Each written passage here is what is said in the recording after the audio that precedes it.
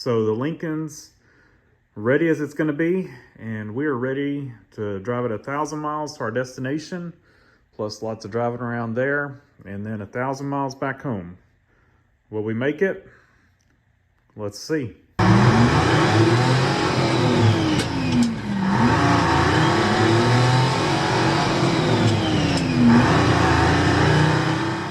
All right, so we've got a 1,000-mile trip, and Lincoln is ready to go.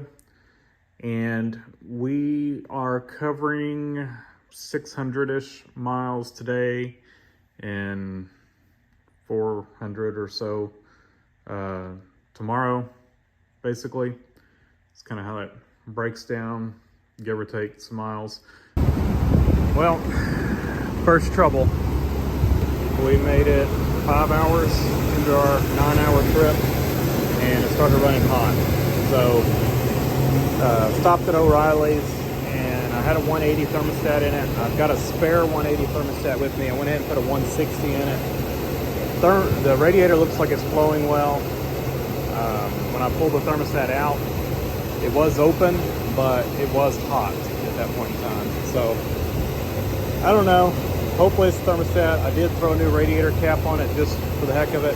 So we've got a new thermostat with a lower temp, 160 instead of 180. I don't see it bubbling up or anything like a head gasket. That it's not saying that it's not. I don't see any moisture anywhere. So we're gonna see what happens. Hopefully the thermostat will fix it. If it's fixed, we're gonna continue on. If it seems like it's starting to heat up again, we're gonna see if we can try to baby it back home. That's the plan. So after we left Dallas, cruising towards Amarillo, really didn't have any issues overheating. I was taking it a little bit slower, 60 to 65. I was running about 70 prior to that. The other thing we did is we decided for two reasons. One, since it was running hot, and two, since it was shredding belts, and we didn't have an extra AC belt that we were going to run without AC. So you can see right back there, it's about 110 degrees coming out of the vents right here. And I think it was 104 outside. And you can see we're running in the normal range, upper end of the normal range, but still okay.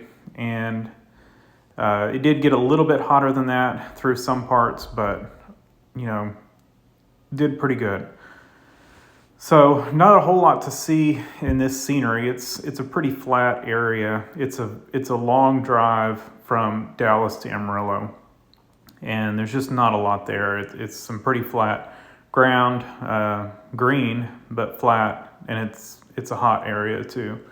So we were kind of sweating it out, and I'm doing a voiceover here because we were blasting cassettes.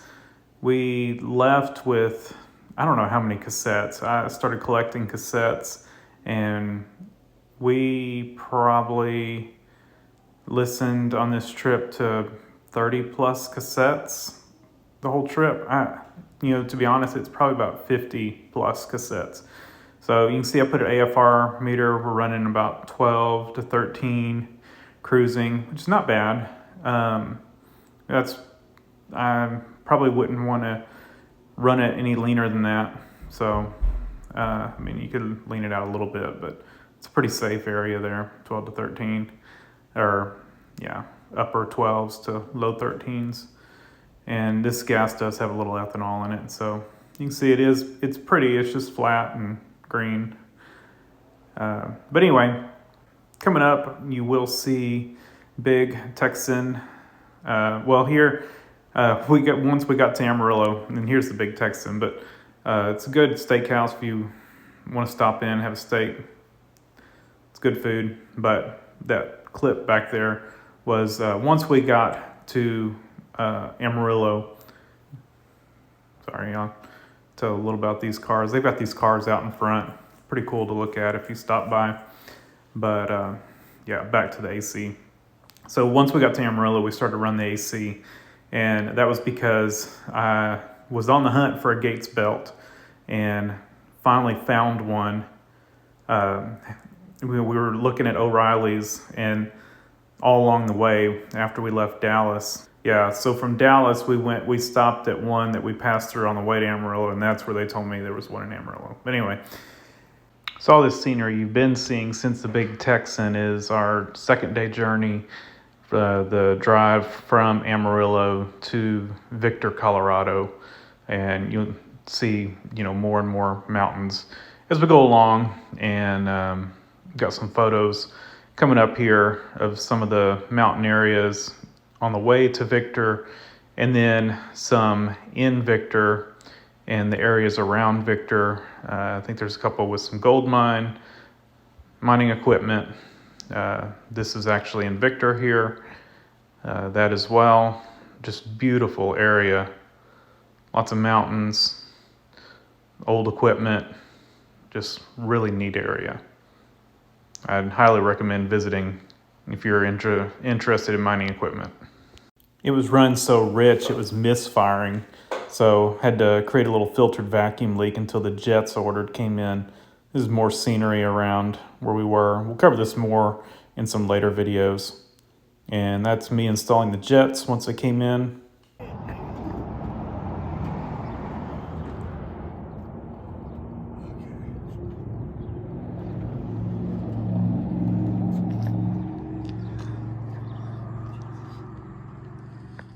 So got those jets just in time for our trip up Pikes Peak. Made it up just fine. Car did great, brakes did great. Beautiful, beautiful scenery. And I'm gonna voice over this. I did record some audio on this, but it was so windy. I can't even make out what I said. But basically I was just telling y'all we made it up the drive, and you can pause that if you want to read any of that, but it's still snow up there. And you can see a view of the Lincoln. Proof we drove it up. Beautiful, beautiful area. And get some donuts while you're up there. You can pause and if you need some more time to read this. So they have a little camera that films, and you can, if you're up there within a year, you can actually go to that date. I zoomed in on the time there so you could see the date and time, and you can actually see the video of us driving up there. And we're back. Well, we made it back, and actually did pretty good. I can't complain. So if you've watched that video, I think I've mentioned we had some overheating issues in Dallas, and I did kind of a Hail Mary and threw a new radiator cap on it and a 160 thermostat. The other issue we were fighting was belts. This thing was chewing through Gates belts.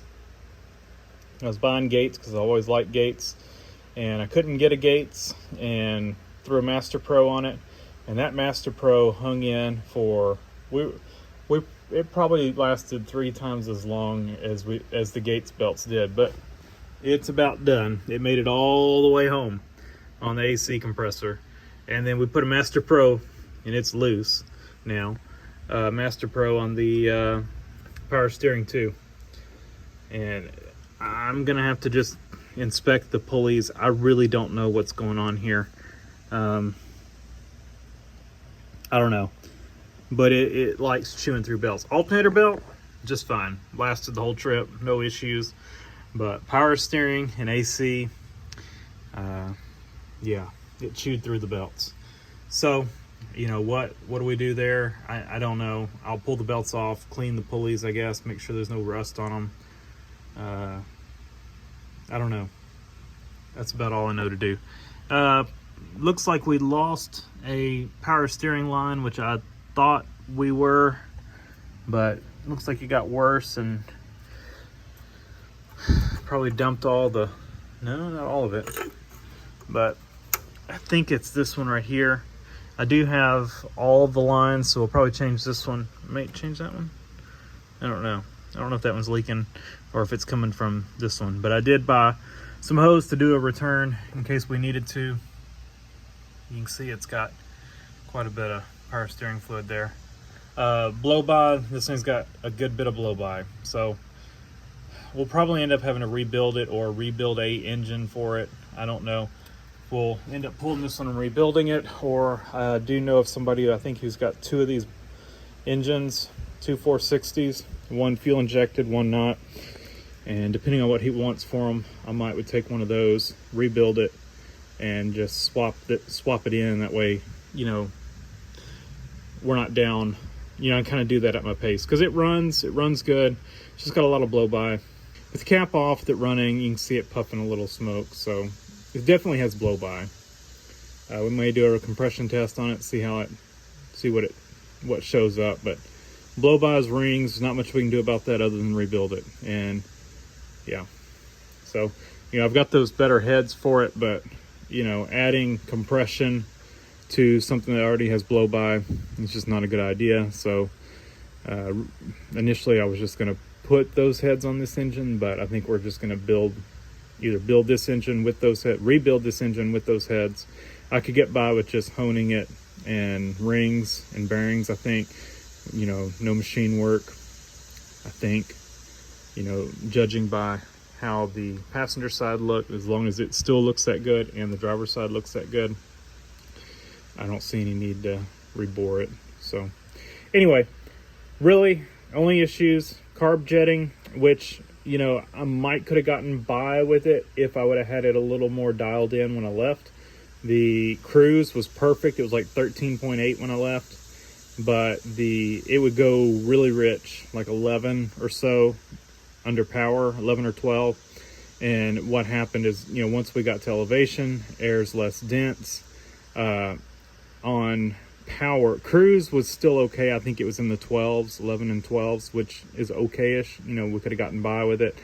But under power, it was pegging the AFR at 10, and it was starting to misfire. And that was not even secondaries. Secondaries, when I left, were in the 10s. So, I mean, if the secondary is open, it was immediate misfires. So I disconnected the secondaries, ended up having to rejet primaries, and got it where it was happy, so we could climb. Keep in mind, I'm at 23 feet above sea level here, and the place where we were staying was at 10,000 feet. So that's a change of, you know, close to, well, you might as well just say it's a change of 10,000 feet. And then, of course, we climbed Pikes Peak with it, which is over 14,000. So elevation change of over 14,000 feet. It was not happy. Like I said, if I would have had it dialed in, you know, 12 and a half, 13 and a half or so under power, you know, it probably would have been okay. It probably would have gotten into the 10s on power, but would have still been doable. But the way it wasn't going to fly. It's closer now, closer to dialing it. I changed the rods. I think I'm going to have to step the jets back up and change the rods, go to a fatter rod to get it exactly right, but I think we're done with messing with it for right now. It's decent. It's just still rich under power, like 11 or 12. I say 11 or 12, like low 12s. I'd rather it be somewhere between 12 and a half to 13 and a half under power. And then we're going to definitely have to change the secondaries. It's super rich. Anyway, so the only other complaint I had is the blower motor doesn't blow very well. And so the AC works and it blows cold air. It just doesn't blow very hard. And I think there's something wrong there. So I'm going to put a meter on the blower wire and just see how many volts we're sending to it. You know, maybe the resistor pack or whatever has got some kind of an issue, or, you know, maybe there's some kind, I don't know. I just want to see if it's getting full voltage, and if not, try to troubleshoot that. But other than that, I mean, it did great. I couldn't have asked for anything better. We did have some issues with fuel boiling. I am running a 1/4 inch spacer gasket on it. So, you know, so that should help dissipate heat. But if this thing sat and heat soaked and then you took off again and you didn't get on the freeway quickly, you know, to let air blow and cool that thing down, it would start going lean, doing some lean surges, and I'm pretty sure the fuel was boiling in the carburetor. If you if you stayed light on the throttle, it was okay. So if you were just real gentle on the throttle and got on the freeway with it, it would get enough airflow that it would stop doing it. So we've got some issues to address there, and coming up with some kind of a cold air intake, more like a stock style air cleaner would probably help with that. But I think when I test fit the stock one on here, it did not fit. It does not clear everything on the Edelbrock, so we'll have to come up with something else for that. What else? Yeah, I mean, you can see all the belt dust and blow by from the dipstick tube. It's got a lot of blow by. Yeah. And it's got, the rear main seal is leaking pretty good. The front seal on the transmission's got a leak. I think it's got a little leak here on the intake. It's right in, I can't really see it. Right in that area. I think that's leaking. Right there in the valley, the China walls. And I haven't looked at the back. So, but I think all that's going to stay. I'm definitely not going to address the rear main seal leak if I'm going to do something about this engine, rebuild or whatever. So overall, it did great. Transmission was perfect on the mountains. Put it in first gear going down, and barely had to touch the brakes. Just did great. The brakes did great. To be honest, the little issues we had were really minor, so I couldn't have asked it to do better than it did. So we'll get into fixing some of the issues on this thing, as far as the leaks and rebuilding an engine or whatever we end up doing there. We'll get into that. I definitely want to improve this thing even more. It's just a blast to drive. I had a great trip on it, and my younger kids are already asking about destinations where they're going to go in the Lincoln for their graduation. So this is a graduation trip with my son, if I didn't mention that. So we had a blast. So that's going to do it for this. I've got a lot of videos, not a lot, but I've got more videos of some of the things we did while we were there.